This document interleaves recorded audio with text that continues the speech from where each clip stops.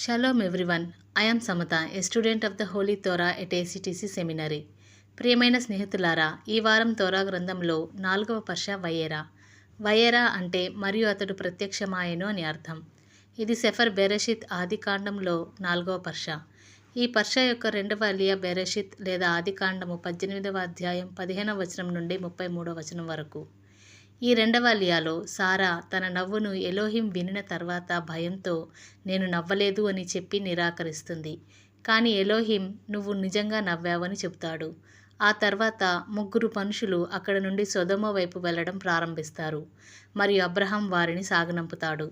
తర్వాత ఎలోహిం తన మనసులో ఆలోచిస్తూ నేను చేయబో విషయమును అబ్రహాముకు దాచుదునా అని చెప్తాడు. ఎందుకంటే అబ్రహాము గొప్ప మరియు బలమైన జనముగా మారి భూమిపై ఉన్న జనములందరికీ ఆశీర్వాదముగా ఉండబోవడం వలన అతడికి న్యాయమును మరియు నీతిని బోధించవలసిన బాధ్యత ఉంది. అప్పుడు ఎలోహిం అబ్రహాంతో మాట్లాడుతూ సొదొమ గొమొర్రాపై వచ్చిన పిలుపు గొప్పది, వారి పాపము తీవ్రంగా ఉంది. నేను వెళ్ళి వారు చేసిన దుష్టతను చూచి అది నిజమా కాదా అని తెలుసుకుంటాను అని చెబుతాడు. ఇద్దరు దూతలు సొదొమ వైపు వెళ్తారు. కానీ అబ్రహాము ఎలోహిం ఎదుట నిలబడి ప్రార్థన చేయడం ప్రారంభిస్తాడు. అబ్రహాం ఎలోహింతో దయయాచన చేస్తూ నీవు నీతిమంతుని దుష్టునితో కలిసి నాశనం చేస్తావా అని అడుగుతాడు. నగరంలో 50 నీతిమంతులు ఉంటే నీవు ఆ నగరాన్ని కాపాడవా అని అడుగుతాడు. ఎలోహిం సమాధానమిస్తూ 50 నీతిమంతులు ఉంటే నేను ఆ నగరాన్ని నాశనం చేయను అని చెబుతాడు.